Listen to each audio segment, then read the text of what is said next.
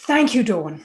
It's a great pleasure to be here with two of the central leaders of our time, Melody Hobson and Lisa Jackson. Lisa and Melody, I'm just delighted that you've joined us this morning to talk about some of the big problems. These are issues that I've thought about deeply in my own career. I have a new book called Reimagining Capitalism in a World on Fire. And I do indeed think the world is on fire and that we need to reimagine capitalism. So with no more ado, let's move to how we do this. Let me start. Melody, if I could put you on the spot. It's been an amazing year. So much has changed so fast. How has your own thinking about sustainability, climate, inclusion, inequality changed over this last year? How do you see the world differently? I can't say that I see the world differently, but I think, and I say this with a lot of humility, and I think Lisa will know what I'm talking about. I think the world is starting to see things the way I see it. And I think the way Lisa sees it, I think that's the change that I see. We've had these eyes that we live in for our whole lives. We've come in this packaging that we're in as women and people of color. And that brings a very specific point of view. And I think that that point of view has been shown to the world through cameras in people's pockets that shows them the injustices that occur, not too dissimilar to the times in the 1960s, where Martin Luther King really wanted to shine a light on the injustice that existed in our society. So I don't think that my perspective has changed. I think the world has a perhaps more inclusive perspective. Now the question will be, you can't unsee what you've seen. What will happen now? Has your understanding of the role of investors shifted at all? No, because I've always thought that investors have a tremendous amount of power. And I believe in using power for good. And I think that, again, now people are starting to understand their power, not just institutional investors, but everyday people, which is why the conversation around ESG has escalated in such a dramatic way over the last few years. Fantastic. Lisa, what about you? Has your worldview changed? Has your view of the role of big corporations shifted over the last year? Well, let me echo Melody's thoughts and thank her for being such a leader for such a long time on explaining the role of corporations and the role of equity and justice for all of us, no matter where we sit. It is not just government's responsibility.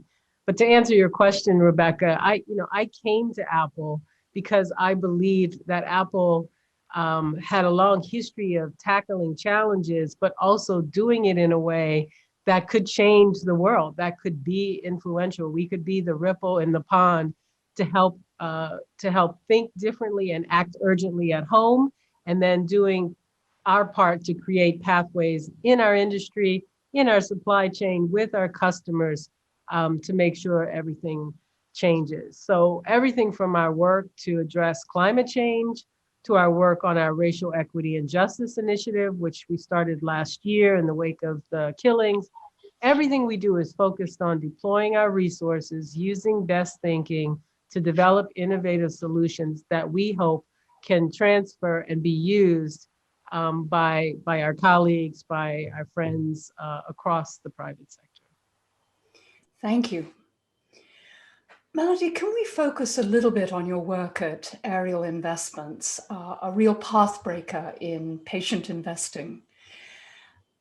The last year has seen a flood of money into ESG, sustainability, theme funds, and in general, a kind of an embrace of this way of doing things. Can you tell us a little bit about your work at Ariel and how it fits into this broader movement? Thank you so much for asking that question. Certainly, there is a popularity now to ESG that had not existed in the same way before. I think that it has been a growing movement, and I don't feel like it's cresting. I feel like it's just begun. It's been an idea whose time has come for a very, very long time. And we've been invested literally and figuratively in ESG since our inception. When Ariel started back in 1983, we were the first Black-owned money management firm in the United States. And by virtue of that distinction, one of the things that was asked of us by our first client, Howard University, was to manage money South Africa free. Now, at the time, that was a growing conversation on college campuses, and it's not surprising that a historical Black college would feel that way. That literally began our work in the world of ESG, which back then was called SRI, socially responsible investing. And slowly but surely, we started to incorporate a number of areas that we felt directly mitigated risk in our portfolio. So we had a mind's eye towards the environment. We also were very specific around gun manufacturers, and we were specific in our domestic equity portfolios around tobacco. Things that we thought had litigation risk or black hole risk that we said could potentially hurt the investor. We're not taking we don't have a point of view related to our personal beliefs. We're looking at everything we do from the perspective of enhancing returns for our shareholders.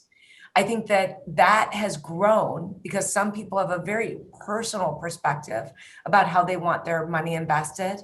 And there are a lot of institutional investors out there, in which case we work for them, where they say, we want to mitigate risk. And so this conversation has evolved from what at one point people thought was very fringe, even though we did not believe that, to a conversation now about good investment sense. And I think that ESG is going to just be a way of investing. I don't believe over time it will be a type of investing. I think it will be integrated across investment portfolios around the globe as a standard way of doing business. Thank you. I would really echo your observation that this has moved from the fringe to the mainstream. When I started to work on these issues 15 years ago, many of my colleagues, I think, thought that I had lost my mind. I know this to be the case because this year, several people have apologized to me saying, we thought you were crazy, but it turns out you were right about these things and you're getting that effect in spades. Could I ask you a little bit about the new report you've just published, I believe, suggesting that inequality is a real threat to economic growth, that inequality is a risk we need to take seriously. I'm very familiar with that argument with regard to climate change, but could you talk a little bit about why inequality is a risk to long-term returns? Let's think about it in the most practical and simple way. Last summer, we had protests around our country. Those protests interrupted business in major cities big and small. Main Street, in many situations, was torn up or burned down in parts of our country. And business leaders saw firsthand that this kind of civil unrest is bad for business. Now, I believe strongly that civil unrest is based in economic inequality. There are tremendous wealth differences in this country that are creating an unfair, unequal society. I am a capitalist with a capital C, and I believe capitalism is the best system in the world. That said, I believe that capitalism needs to work for more people. And so when we think about economic inequality being a risk, a major risk to societal growth, to business growth and development, there are lots and lots of examples of that, from, again, the wealth gap that exists in this country to all the conversation that we're hearing about not just the minimum wage, which I think oversimplifies the problem, to the whole idea of a living wage and what has changed in our society in terms of people being able to take care of themselves and take care of their family. So that's the way that we think about this gap and the benefits of narrowing that gap and the great consequences that come from that gap existing. Consequences on society, consequences on taxes, consequences on the person who's done everything right and saved and invested appropriately, but who has to pay for those who can't quite make it. All of those are problematic over time. Melody, thank you. Lisa, let me put you on the spot if I could. Melody has pointed to the way in which large corporations can really make a difference against some of these issues. Can you tell us a little bit about what Apple is doing in this area and perhaps how that's changed and perhaps even stepped up over the last year?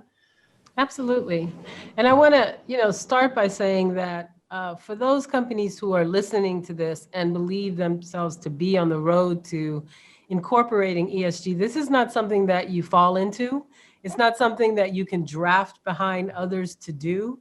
It requires the kind of thoughtfulness that you just heard from Melody, looking and understanding not just the world around us that we're living in. It makes us better connected to our customers and to our environments, but also the history and knowing your company well enough to know where you can make the biggest impact.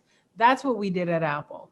Our environmental work is rooted in our ambition first to leave the world better than we found it. But it was also rooted in what we do and what are the biggest contributions we can make going forth, while still charting a path that we thought is reasonable for others to follow. So Apple's been running on 100% renewable energy since 2018, but 95 of our suppliers have now committed to transition to clean energy for their Apple production. So we've moved from our own operations to now looking at our suppliers and saying, okay, we now need you to move to clean energy. Why? Because manufacturing clean energy is, getting clean energy in manufacturing is really important and really hard to do. And we've now committed that by 2030, all of our suppliers need to be running on clean energy. So we don't have a ton of time to waste. And we also are very deliberate. These commitments that our suppliers have made will avoid over 14.3 metric tons of CO2 equivalents annually. That's like taking 3 million cars off the road each year. That's the level of ambition that we need companies to have. It's not just about, do your work and you're done, or buy some carbon offsets and we're good. This is the private sector pushing for bold action on climate, leading by example, using our voice. Apple is using its voice to advocate for laws and regulations that enable the transition to clean energy, minimize the world's reliance on coal and fossil fuels. Our new projects are in Nevada, Illinois, Virginia, Denmark, part of our $4.7 billion green bond spend. We're really proud that we've been operating on renewable energy, but we're prouder that we're bringing those pathways for renewable energy into the world at large. I can go on social issues. I'd love to talk more about our REGI program, our racial equity and justice. I'm going to ask you about it. That's where we're going to go next. So we have so much we can talk about. Yeah, no. That's exactly where I'm going to go next. But you know what? I kind of want to talk to Melody, if you don't mind, because I would love to follow up with her. Please. Melody, we've talked about the importance of sustainable investing in the long term, but your role as an investor, you're a corporate director. What else do you want to see from companies who need to adopt the kind of long-term thinking and investment in ESG that you were talking about before? We feel very strongly about targets.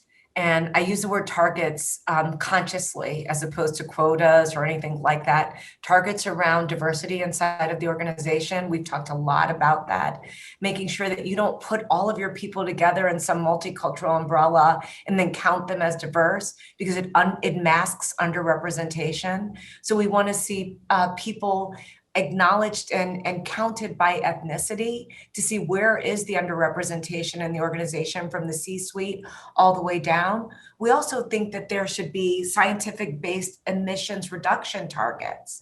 And so again, that you're not shooting in the dark. It's not just, statements, but there are actual ways to hold organizations accountable. We think that this is a time where ESG and these social issues in our society, environmental, social, governance issues, this is corporate America's time. Before, some of these issues were government's responsibility, government to establish the laws and the protocols and the like. But now corporations have to be held to a higher standard because of the repercussions of their existence in our society. I was really, really happy to see the Business Roundtable really address these issues and talk about the role of a corporation being more than just profits. We've always believed that at Ariel. Profits are super important. I want to make sure there is no confusion about the fact that we know our job is to make money for our investors. However, we think having an eye towards more than just profits ultimately propels profits. I can tell you, I learned that firsthand sitting next to Howard Schultz at Starbucks in our board meetings. It's not a commercial for Starbucks, but it really does speak to the fact that he talked about the role and responsibility of a company being more than profits. He talked about serving humanity. He used big, lofty words in our meetings that he believed in, that were in the DNA of the company, and ultimately led to the success that the company had, making sure people had healthcare. All of these social issues he recognized had a lot to do with what happened when that cup of coffee got handed off to that person, that customer across the counter. So I think that when it comes to corporations and what can be done, I want to see more in the way of measurements. And I think those measurements are ultimately going to define the success that we all need, and transparency around those measurements, I think, is important. And it also will spur the competition to do the same. I think there's a ripple effect here. I think Apple's leadership is one example of that. It forces others in the industry to step up. And ultimately, at the end of the day, I like that kind of competition because it ultimately leads to a better world. So true. And I should just point out that a lot of these clean energy and investments in diversity and in women, they pay off too. I mean, we now know that clean energy is cheaper and cleaner and better for communities. And so this is not a either or, you do well or you do good. This is both at the same time. And I just think, Melody, you saw that a long, long time ago. And now I hope as people adopt this framework, they continue to realize that this is not a choice. This is both and. Just to pile on, the recent academic research is really compelling. This idea that if you have a purpose beyond making money, so making money is necessary, but not the goal is building a great corporation. And if your employees feel caught up with that mission and treated with dignity and respect and have a living wage, we have so much work now suggesting productivity improves, creativity improves, commitment improves. This doesn't have to be an either or. And in fact, it can be very much a win-win. Lower turnover, and turnover is very expensive. Yeah. Healthier workers, sick workers are very expensive. I mean, all of this is very practical. It's so much to talk about. Thank you. Let's turn to an issue I heard you both talk about, which is that of diversity and inclusion in the workplace.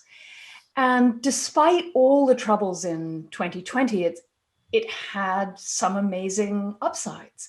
We saw the first Black, first South Asian, first female woman become Vice President of the United States. I mean, how amazing is that? It still makes me so happy when I think about it. And you're both firsts. I mean, Lisa, you were the first Black director of the Environmental Protection Agency. I mean, that's pretty amazing. And Melody, not only are you the first CEO of, so I'm going to get this exactly right, the first, so not only are you a major CEO in your own right, but you're the first Black woman chair at the board of Starbucks. And you are, this blew me away, the only Black female board chair in the entire Fortune 500, which we could have a whole conversation about, perhaps. And that's my question. Lisa, tell us a bit about Apple's recent efforts in these areas. There's been so much talk about these problems for so long. It's been a little sad, right? Initiative after initiative, nothing has happened. What are you doing at Apple, and why are we going to make progress this time?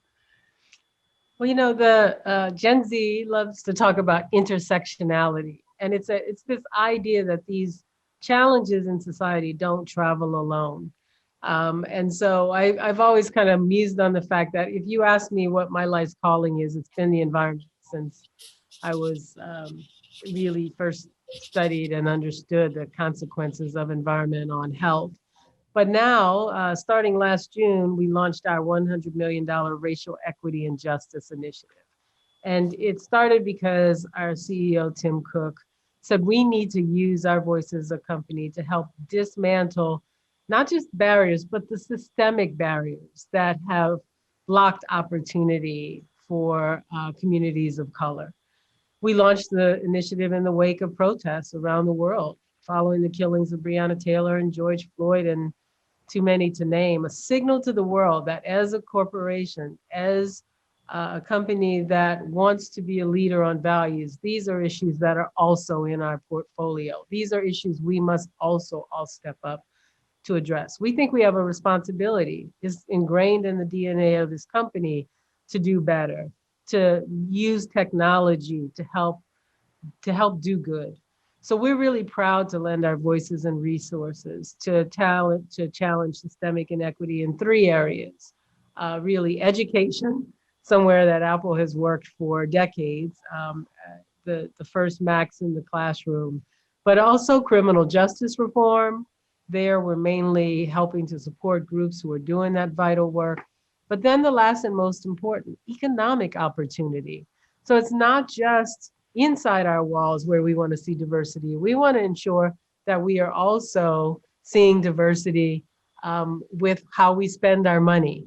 Now let's go back to education for a second. We launched the Propel Center. We're actually supporting them. It is not our center, but it's a first of its kind global innovation and learning hub for historically Black colleges and universities. We are launching a developer academy in Detroit to support coding and tech education.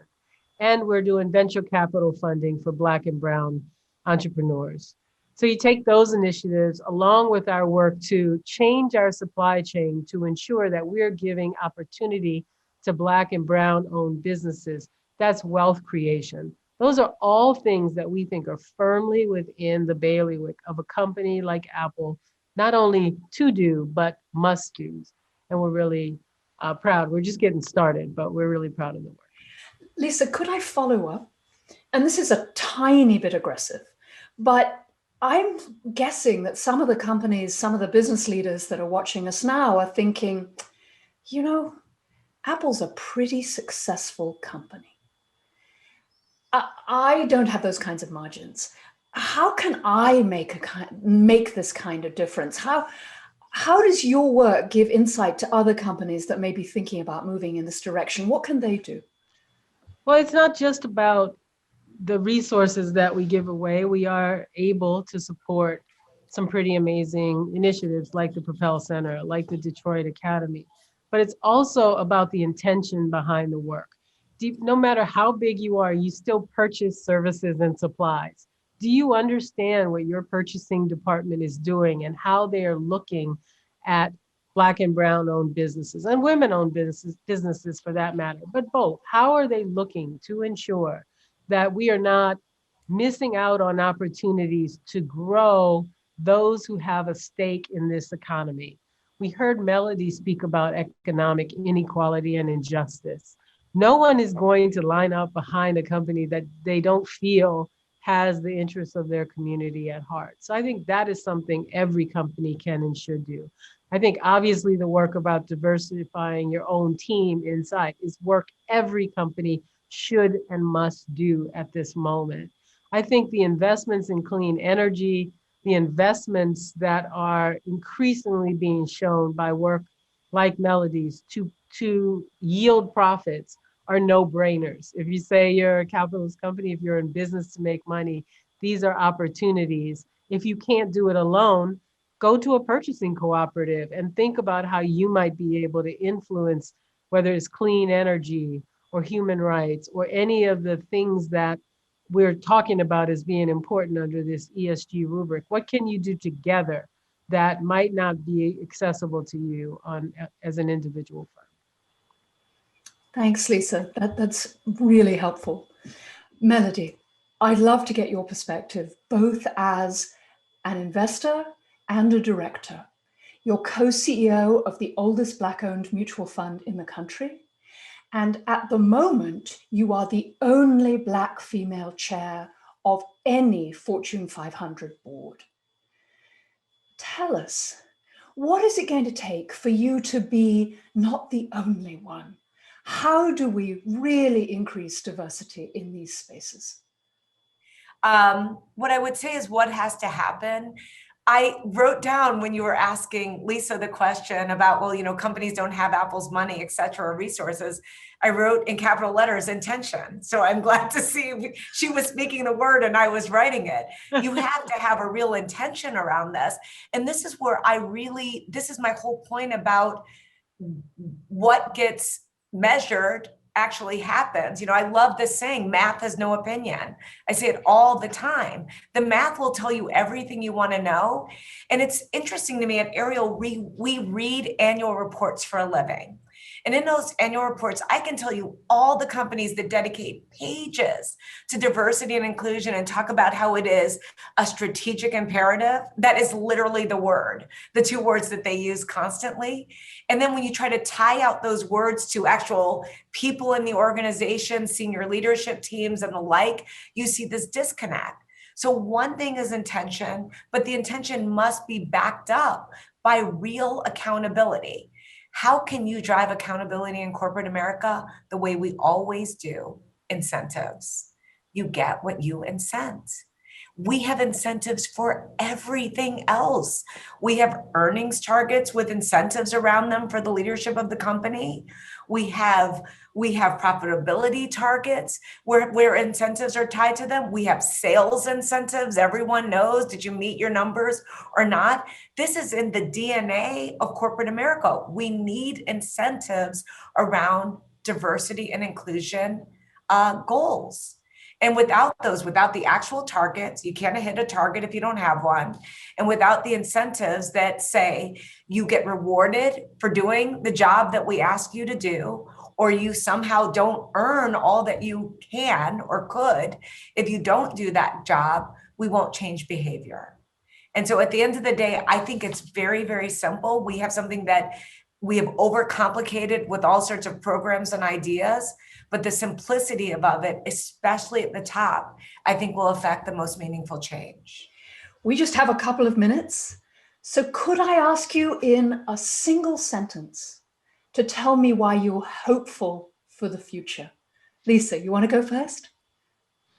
Yeah, absolutely. Young people who understand, as I said, that all of these issues that we now label ESG are part of the way to look at any enterprise, a business, government. If you're not addressing all of them, then you're not doing the job. And that makes me hopeful. Melody? Okay. The first, I'm going to quote Barack Obama, and I know it's more than one sentence. He said, "There's never been anything false about hope."